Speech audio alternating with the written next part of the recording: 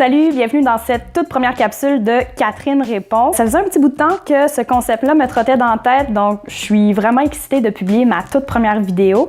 J'espère que vous allez aimer ça. La question que j'ai choisie, je l'ai trouvée sur le site Quora. Pour ceux qui connaissent pas ça, Quora, c'est un site où tu peux poser toutes sortes de questions et ce sont les autres utilisateurs qui y répondent. La question, elle a été posée en anglais, mais je vais vous la lire en français. Si toute immigration dans le monde arrêtait pour les 50 prochaines années, quel en serait le résultat? On s'entend que c'est une question qui est vraiment très large, donc j'ai décidé de me concentrer sur le Canada. Quels seraient les impacts sur le Canada d'un arrêt complet de l'immigration dans le monde? Et le premier impact, le plus évident, ça serait la diminution de la population. Sans immigration, il y aurait moins de Canadiens dans 50 ans qu'il y en a aujourd'hui. Imaginons qu'en 2013, on avait décidé d'arrêter toute immigration dans le monde. La population canadienne aurait continué d'augmenter jusqu'en 2031, puis c'est là qu'elle se serait mise à diminuer. On passerait d'un peu plus de 35 millions de Canadiens en 2013 à 33 millions et demi en 2063. Puis ça, c'est une baisse d'environ 4%. Ça, c'est selon les projections de Statistique Canada. Puis là, j'ouvre une parenthèse, j'ai bien parlé de projection et non de prédiction. C'est bien important de faire la différence parce que ces chiffres-là, ces calculs-là sont basés sur un scénario qui est totalement fictif. Donc, on ne peut pas prendre ça pour des prédictions. Fin de la parenthèse. Quand même, quand on regarde ça, c'est assez marquant comme impact potentiel. Juste pour vous donner une idée, depuis 1851, c'est jamais arrivé que la population du Canada a diminué. Et pourquoi elle diminuerait? Parce que le taux de fécondité serait pas assez élevé pour compenser le vieillissement de la population. En d'autres mots, on ferait moins d'enfants que le nombre de personnes qui meurent chaque année. Donc, la population ne se renouvelle pas. L'autre gros impact qu'on pourrait voir avec un arrêt complet de l'immigration, ce serait un vieillissement de la population plus important. Mais pas tant que ça.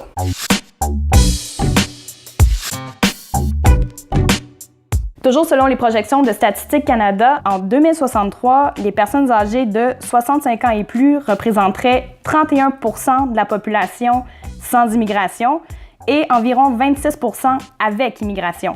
Donc, il n'y a pas une si grosse différence. Ça vous surprend peut-être, mais on oublie souvent que les immigrants, quand ils arrivent ici, souvent, ils sont déjà à l'âge adulte, puis eux aussi finissent par vieillir. Donc, au final, oui, ils ont un impact sur l'âge moyen, mais pas si grand que ça. Maintenant, la question qui brûle toutes les lèvres, et je suis sûre que vous êtes plusieurs à vous l'être posée, est-ce qu'on serait plus pauvre ou plus riche sans immigration? Vous allez peut-être être déçus de la réponse parce que c'est ni l'un ni l'autre. Sans immigration, chaque Canadien serait probablement pas plus riche ou plus pauvre dans les premières années du moins. S'il y a une chose sur laquelle la plupart des économistes et des démographes s'entendent, c'est pour dire qu'à court terme, l'immigration n'a pas un très gros impact sur l'économie au Canada. Ça a très peu d'influence sur les salaires, ça n'enlève pas d'emplois aux autres Canadiens, ça a à peu près pas d'impact sur notre bien-être économique. Mais à long terme, là, ça devient vraiment compliqué. Chez les économistes et les démographes, il y a genre personne qui s'entend pour dire si l'immigration, au final, ça a un impact positif ou négatif sur l'économie à long terme. Il y a vraiment deux camps séparés qui ont mené chacun leurs propres études et qui arrivent à des conclusions complètement différentes. D'un côté, il y a ceux qui pensent que sans immigration, il y aurait probablement un ralentissement de l'économie au Canada. Parce que s'il y a moins de monde, il y a moins de gens qui consomment, donc il y a moins de choses à produire, donc il y a moins de production, donc l'économie ralentit.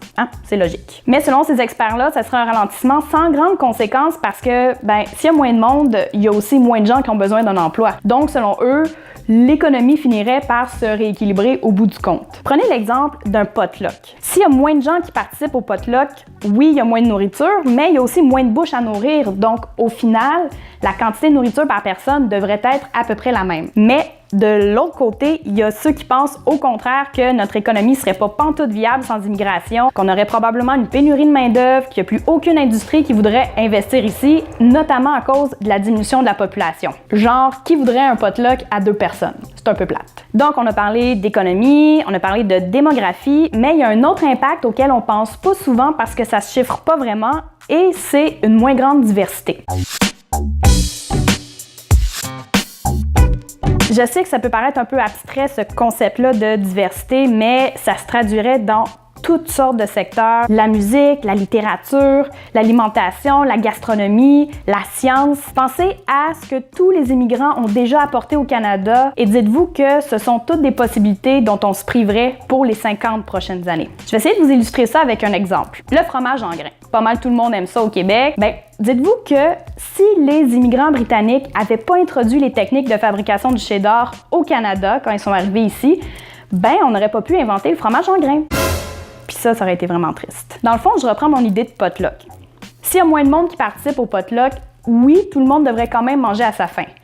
Mais, on va se le dire, un potluck avec juste 2-3 choix de plats, c'est un peu plate.